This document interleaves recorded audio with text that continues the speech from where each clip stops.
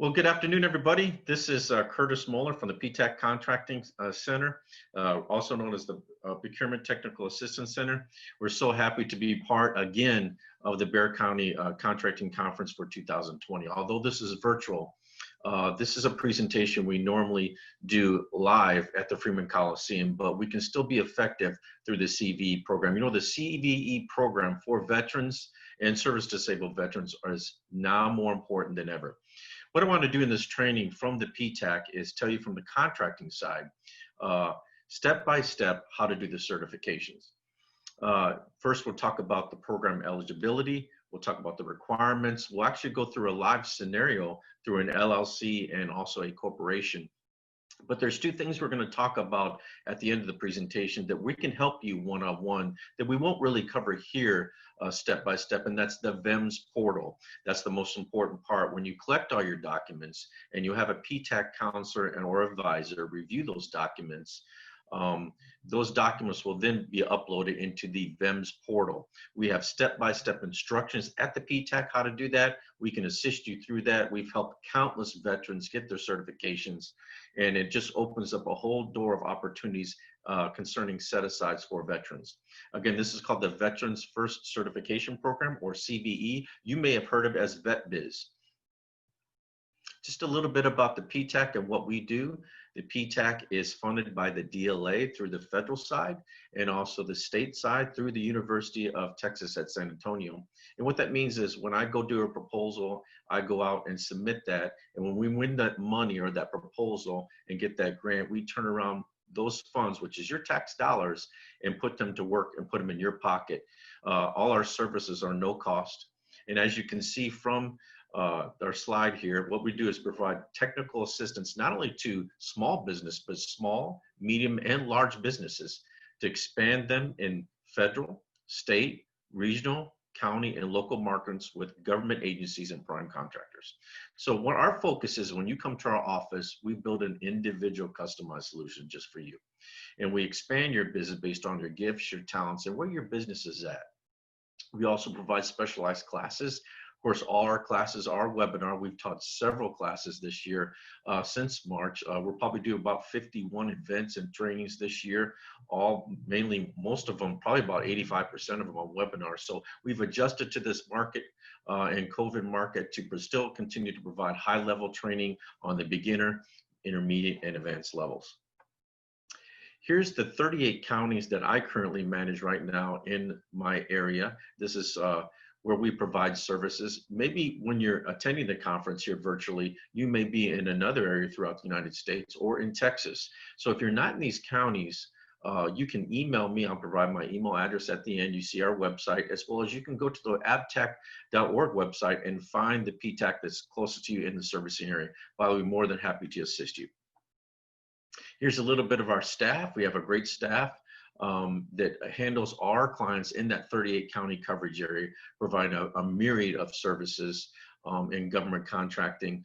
We don't do pre-startup businesses, access to capital or loans, but our focus is for businesses who are already in business seeking to do local, state, and federal government contracting. We have a great staff and they do a wonderful job.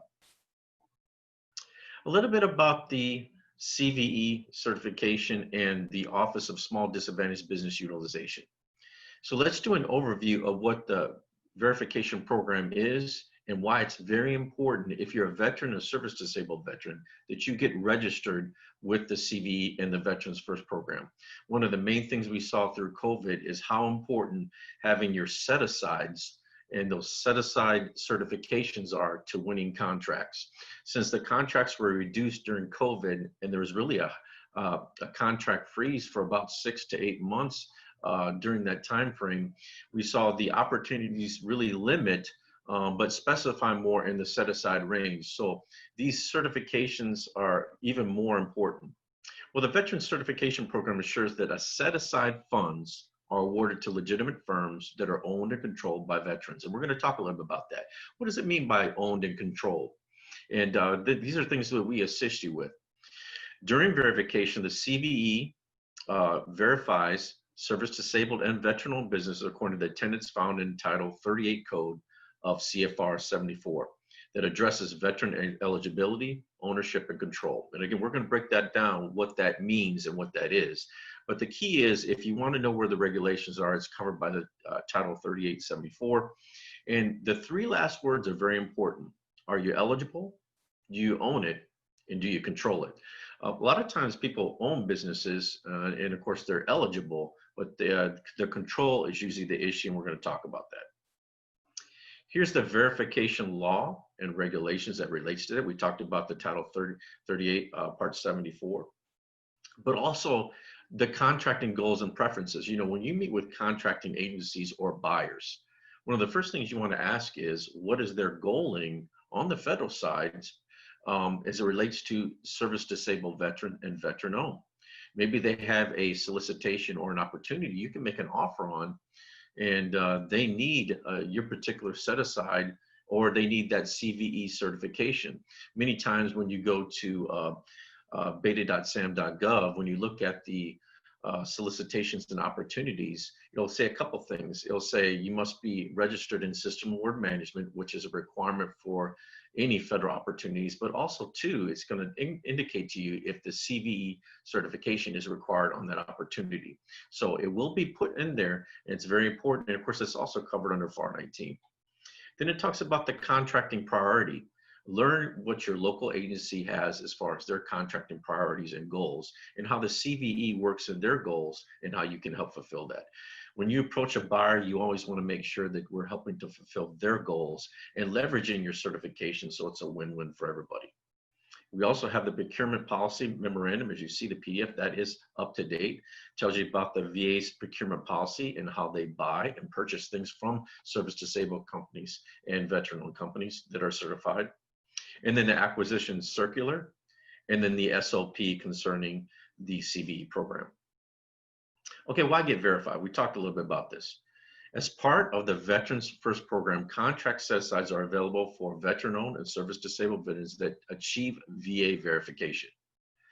Procurement hierarchy within VA for open market procurements was created, which places the highest priority for service-disabled and veteran-owned businesses.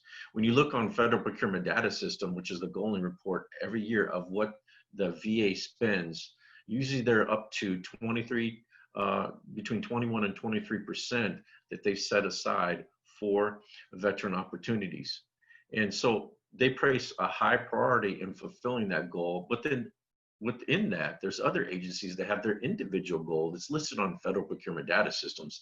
And you want to check that goaling report after every year, which comes out around October or November, to see what agencies are friendly to veteran-owned and service-disabled-owned businesses.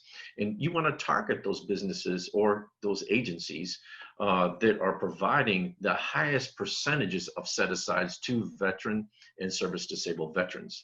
So that's one of the things we teach you, not only getting the certification, but how to leverage that certification and look at the Federal Procurement Data System to see which agencies on the federal side and the DoD side are most friendly to you, so you can utilize the certification.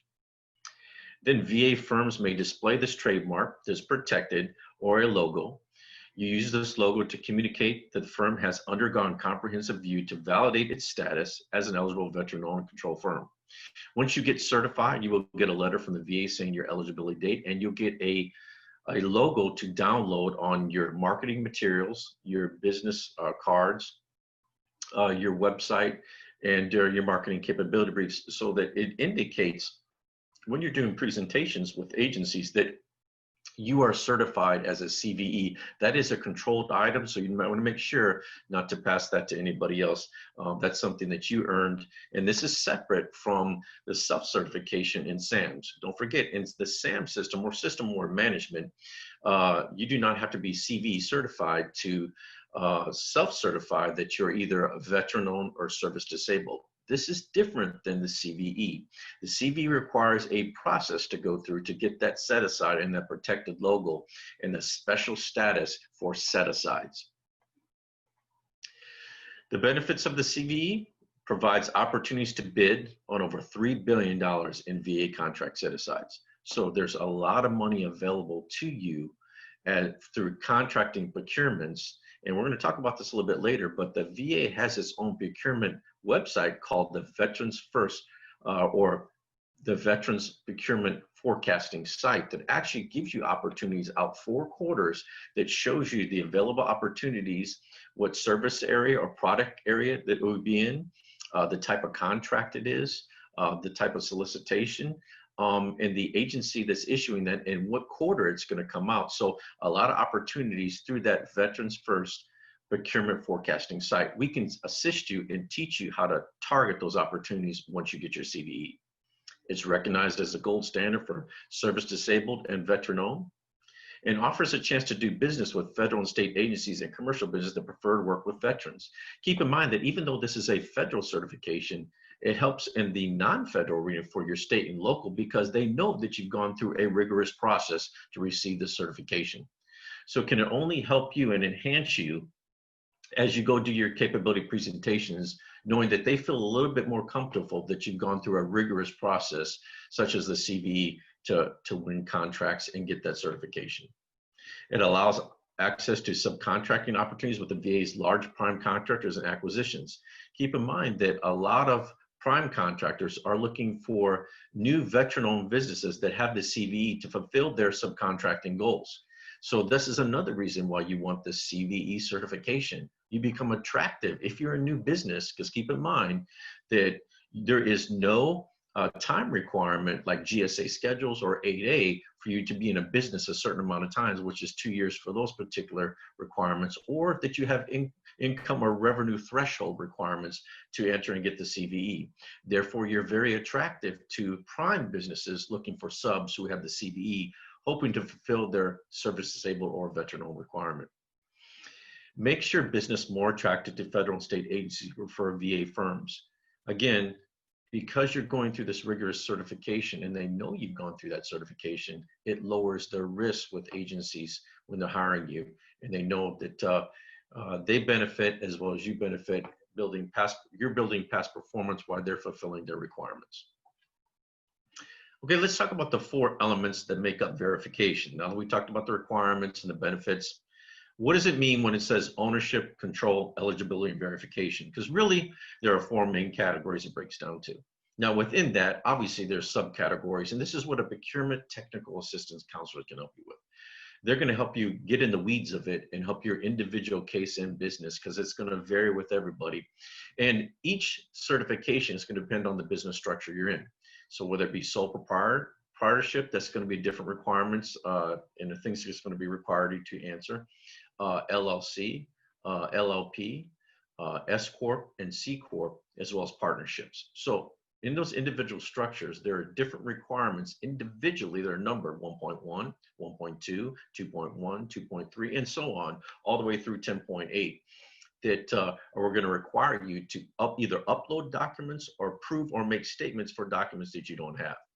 So first, ownership, control, eligibility, verification. The standard verification requirements and the basics. The ownership must be direct. This is very important. And what that means is that you are listed as the CEO and president or the owner of the business on your Secretary of State for Texas, if you're registered here in Texas, as the 51% owner. We're going to talk about that a little bit more. Now, granted, it can be a combined 51% of 2 veterans or 2 service disabled veterans to make 51%. But the bottom line is it must be direct. In other words, you must own the company. You can't own it through a subsidiary. You can't own it through somebody else, because then the ownership is not direct and you don't have really control over it. The ownership must be unconditional, meaning there's no barriers from you operating the company, that you can do it individually and independently, and you don't answer to anybody, that you are the top person within that company. You are the owner, the CEO and president.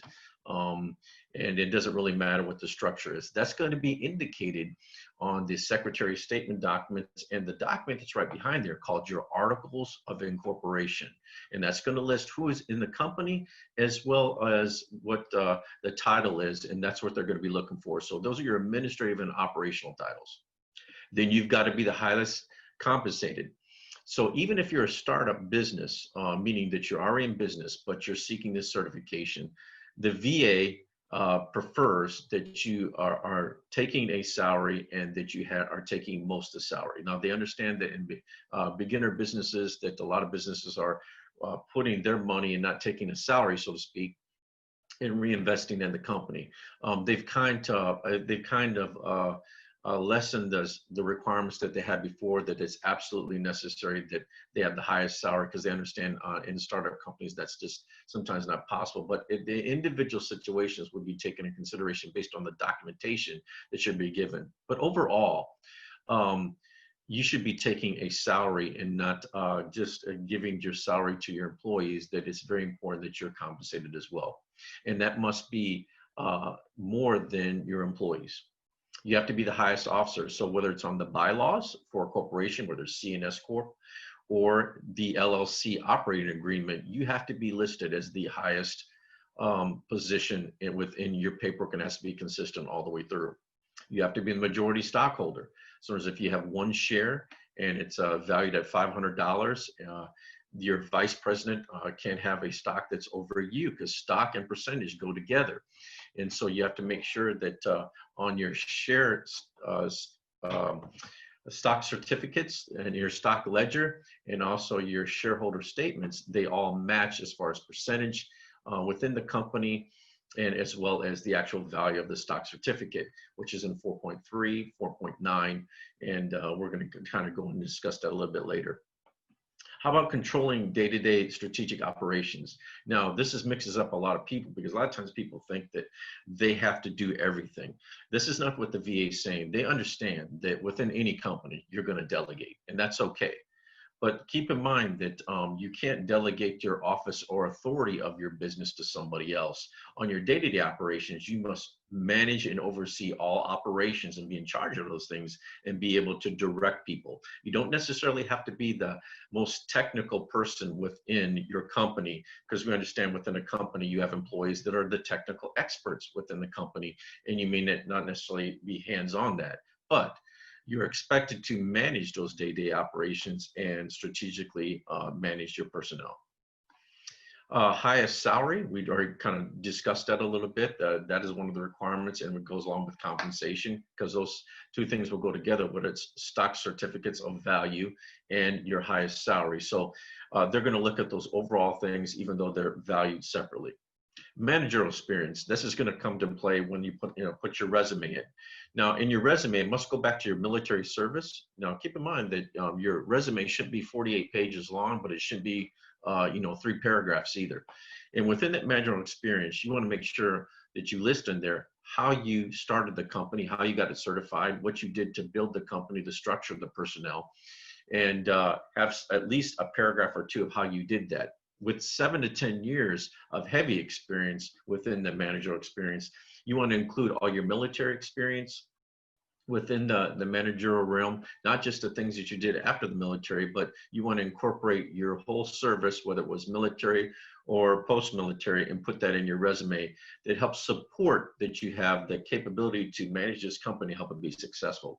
You could call that potential for success. Many other certifications have that too as well, especially the 8A program. The ability to hire and fire. If you have to ask somebody else to hire somebody or fire, you don't have total control of the company. You have to be able to make those decisions. It doesn't mean you don't have interview panels and you don't conduct interview panels to select people as far as your company, but you have to have the ability to hire and fire. Structural percentage of at least 51% combined within that. So again, it could be 2 veterans, 2 service disabled veterans that equal 51%. Receive a discharge other than dishonorable. So everybody's eligible for the program. That will be under DD-214.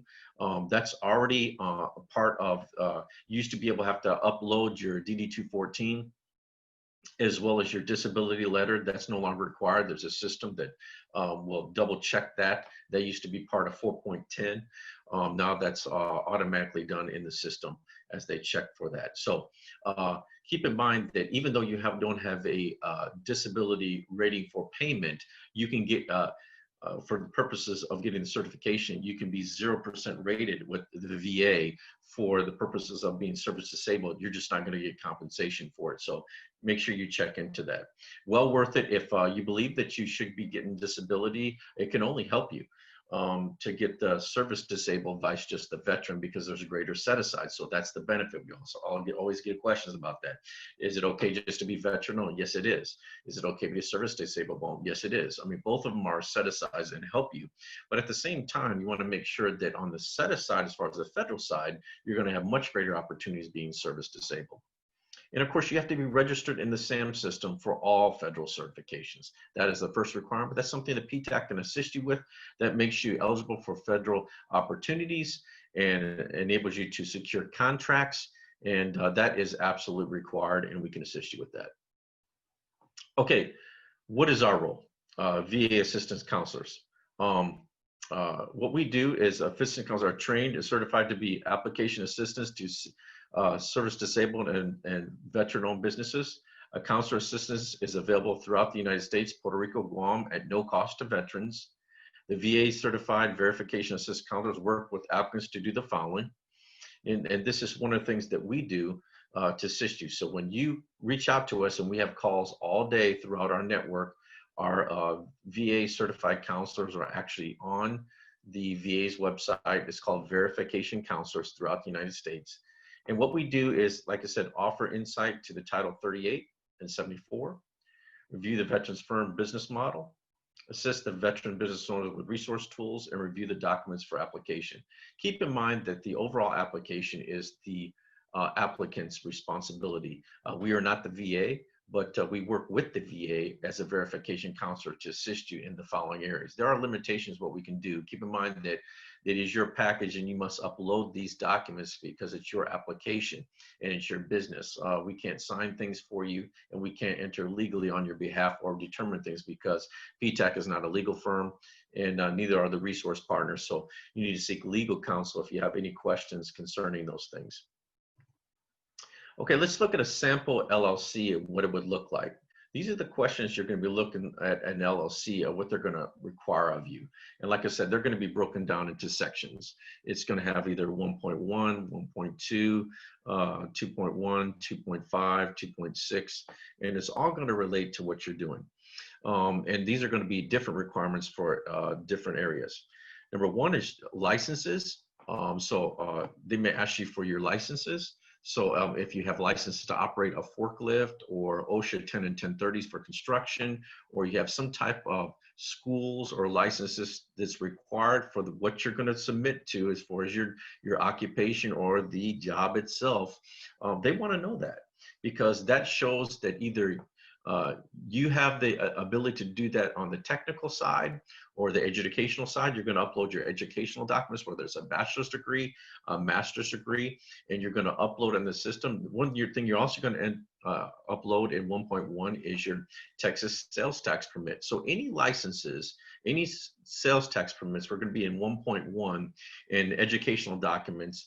Any certifications you had in the military, anything has to do with managerial experiences. That's why I say license and certifications and everything is going to be included in that first part. And that's no matter the structure. Next is going to be your resume, and that's going to be 1.2. Again, it has to go all the way back to your military service, and you don't have to put big paragraphs in things that are over 10 years. But if it's the last 7 to 10 years, they expect it to be very detailed and have paragraphs. Taxes, you have to provide your last 3 taxes, personal if you're just starting out, or any business taxes you had, including your Schedule C, your 1040As, and anything you have related to your taxes. That is a requirement. Payroll document is usually 2.5. That's all your revenues coming in, all the revenues coming out. And that has to do with they want to see if you're taking a salary in it within the company, who is taking a salary, and then your total revenue. A lot of people use QuickBooks for that. A signature card from the bank is not just saying that you have a bank account, but it's actually have your signature on it. And you can have other people in the company that are on that signature card, but you must be on there. And that's who can withdraw funds from your actual bank as well, not just that you have a bank account. And it must be a business bank account separate from your personal account, much like you're putting in SAMs, and it has to match that, because you want to keep your business account and your personal account separate for the IRS. Contracts, you want to upload any contracts. Now, what I mean by contracts is local, state, and federal. They're looking for past performance. However, as I said before, it's not a requirement that you have contracts or sales. This is just if you have it, it shows potential for success or that you have been successful. And then management agreements, this is where you're operating. So this could be from if you have a copy of the deed to your house or you're paying a mortgage payment, they want your mortgage agreement to upload that, as well as a copy of the deed. And if you're leasing, they want your leasing agreement attached there too. Well, so basically what they're saying is they're going to look at your copy of your deed, copy of your lease, if you're renting, or a copy of the mortgage agreement, because they want to know where you're operating, which is going to match up with your SAMs. Your operating agreement for the LLC is basically personnel percentages and positions is going to answer that. Was 5149, 8020, you know, whatever it contains in there, that's what it's that's what they want to know, as well as anything else within the company. Now, bylaws are a little bit more complicated. It's going to have more decision and board implications. You want to make sure that there's nothing within the actual bylaws itself where you're giving the authority away. It means, meaning, let's say you had 3 people in the actual C Corp or S Corp, and written in the bylaws is with 2/3 of the vote, you can be outvoted. Well, that's not unconditional ownership. And that's kind of what they're looking at. You have to have the final say in all things. It doesn't mean there's not decisions and boards taking place, but ultimately people shouldn't be able to outvote you and make a quorum against you. Shareholder agreement, we talked a little bit about that. You're going to declare the percentages of the structure in the business and any stocks and shares you have in the percentages and what the value is that. Your formation document, you're going to get that from the state of Texas, or if you're sole proprietor, you're going to get that from whatever county you registered in. And of course, minutes, there's a couple things. There's voting and then minutes. So you're going to need the vote. That's very important to you. So you have a voting log and you have a minutes log. The voting log is who's voted. The minutes log is the minutes or the details of the vote that took place. We talked a little bit about bylaws. That's very important. And articles of incorporation, if you're actually a corporation, and articles of organization, if you're an LLC. The stock certificates. Now, keep in mind that a lot of people use agencies or paid agencies to issue them different things. And usually it contains stock certificates. When they're starting, they give them a binder. Keep in mind that stock certificate is not active until it's signed, so you don't have to declare stock. But once it's signed, it must be put in a stock ledger and it must match the actual stock certificate. And they're going to need a copy of that front and back. And again, the owner must have the most stock. Most likely, you're not going to be in a mentor protege program with the VA. That's pretty much on hold anyway. If you're part of a franchise, they need to know that, what the agreement says, because remember we said, if you're part of a franchise, you're answering to somebody, and a lot of times they look at that as independent. Additional documents you may need is a cover letter, letter of explanation, and DD-214 and disability letter. Now, the reason I say that is, even though we're going to go on the VEM system, and we'll guide you through it, and it's all electronic now, you may need letters of explanation for certain things, which you're going to do within the VEM system. You're not going to upload pretty much those things anymore. You can actually put it in the box in the VEM system.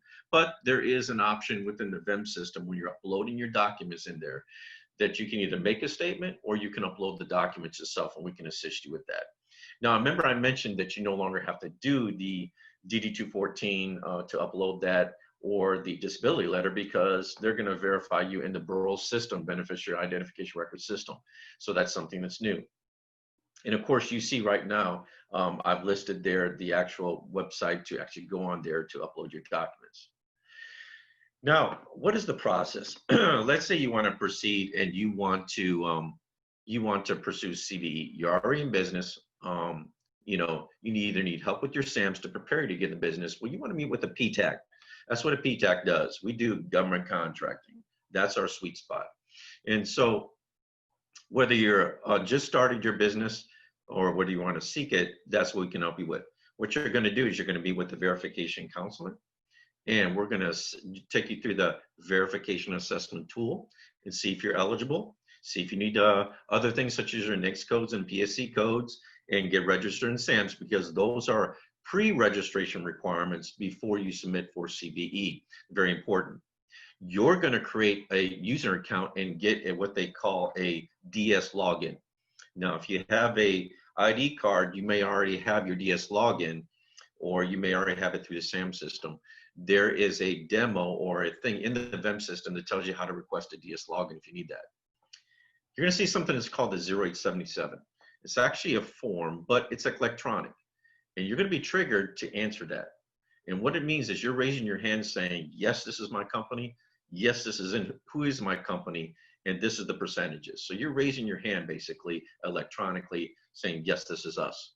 Now, you may have heard in the past that there's a spousal community property letter requirement. Remember, there's 8 community property states in the United States. Texas is one of them, which means if you're married 1 day or 10,000 days, it's all the same. It's 50%. Well, that violates the 51% rule within the state of Texas. However, the VA has waived that requirement. And as you can see, I put that in there. So it's no longer required to get your spouse to sign a community property letter disclaiming the other 51% of the business, or 49 in this case. So we have that link there. That's an update. That is a change. So there's no longer required to do a community property letter. Let's see what the VA's process is up at their level. A lot of times when they submit a certification, our question is, well, what happened to my application? Where's it at? How long does it take? Well, this is the internal process within the VA and the positions that take place. So when you submit that through the VEM system, after we have assisted you and upload that, here's what you can expect. You have intake analyst, administers welcomes applicant, answers verification pre-application questions, and assists with gathering documents. So this intake analyst at the VA will work with us, so to speak, and to help you prepare things. Once it's submitted, they're going to be giving you an email and telling you, as they're assigned to you, any questions you may have on the technical side at their level at the VA, as you've uploaded the system and what documents you're going to need for your specific structure. Again, keep in mind that every structure is different on what you're going to require. And if you've been in business longer, you're naturally going to have more things to upload, because you're going to have revenue, contracts, past performance, and you're going to have several things that a new business would not have. Then it's going to go to a case analyst. They're going to review the documents and verify ownership and control and eligibility and submit a recommendation up. Then it's going to go to a federal reviewer. It's going to prepare the draft determination letter and submit the final recommendation for approval or denial. Then the CVE director makes the determination to approve or deny issue, signed, and dated verification termination letter. You will receive a letter. Keep in mind that it's not just one person seeing your application. It is 4 different people. So a lot of times we questions where the person on the other end, are they approving me? No, they're not. They have a panel, and it actually goes through a very good system that's very efficient. And we've even seen certifications come back as quick as 21 days, which is very quick. The average is about 45 to 60 sometimes, just depends on how much they have to do up there. But keep in mind, they're receiving certifications from all over the country. Here's a different application status, and you're going to see this on your VEMS portal. On your VEMS portal, that's where you're going to see your application was accepted. You're going to have a function that you're going to be able to talk to your actual intake, VA intake counselor up there at the VA. You can email them. You're either going to see things on your status board or tasker items that they're going to give you that you're going to need to complete if there's something. So you're going to know all the way through the VEMS portal. You're not going to have to guess if there's anything that you need to add there. They're going to let you know. It's much like the GSA portal has too as well, that when you're uploading the e-offer, you can also do e-mod and you're negotiating with the GSA officer. Your business has been verified and approved through CVE. Denied. The business has been verified and denied by CVE. Or withdrawn. The submitted application has been requested to be withdrawn by the primary representative, which would be the owner. You can withdraw your application and choose to resubmit it over time. Reconsideration. The business has submitted a request for reconsideration after initial denial. Now keep in mind that when they don't initially approve your application, that's not a denial. They're first going to go back and forth with you and say, hey, we need this document, please clarify this. You're going to work with the PTAC to do that. We can help you. In a lot of cases, we can help you with your denials even to afterwards, where maybe it was something within your structure and you can resubmit that when you do submitting your application. Expired. If a business is not re-verified by the end of 24 months after verification, the verification is removed. Now, that is no longer 24 months, that is 36 months now. And I actually called the VA, and I'll update my slide too as well, but it is actually 36 now. So it's, once you get approved, it is 36 months. And then at that point, it's just re-verification. You don't have to go through the whole process again. You're just going to upload the documents that actually are required for your particular business. What about once you get certified, where are the opportunities? Well, right here. If you look at here, there's who is the Office of Small Disadvantaged Business. You got the va.gov. You got the things opportunities through va.gov. Also, I talked to you about the different portals to go through. Of course, we have beta.sam.gov. We got GSA eBuy. And remember, one of the things I talked to you about was that veteran portal as far as the Veterans Forecasting site. This is something we can assist you with, but keep in mind that you don't want to go there and look for opportunities if you're looking for set-asides until you have the CVE certification. Now, the question also comes up is, will things be posted on beta.sam.gov, means solicitations and opportunities? Absolutely. There are opportunities for veterans and service-disabled veterans, even though you don't have the CVE certification, because unless it says in the synopsis that the CVE certification is required, you can bid on that because based on your SAMHSA certification. But there are things that are just for set aside, and that would be found in the VA's forecasting site. We help a lot of people with that. This is very different than beta.sam.gov because beta.sam.gov will not put the different quarters when they come out, the agency, and they're not going to put the different codes as far as what's it's going to relate to on the PSC side. Well, that's our training in the Veterans First Certification Program. If you have any questions about that and you're in that 38 county area that I mentioned that I manage at the PTAC, please reach out to us. We can help you with system or management, marketing capabilities, GSA schedules, and federal and non-federal certifications, as well as building government strategies and many other things. Our things are unlimited, and the good thing about it is no cost to you. It's your tax dollars at work. Let us serve you and help you. And if you have any questions, please let us know. Thank you so much for entertaining this and being with this session here. If you have any questions, you can reach out to the PTAC 210-458-2458. We'll be more than happy to help you and assist you and make you a client. It is no cost to you. Thank you so much and have a great Bexar County Contracting Conference.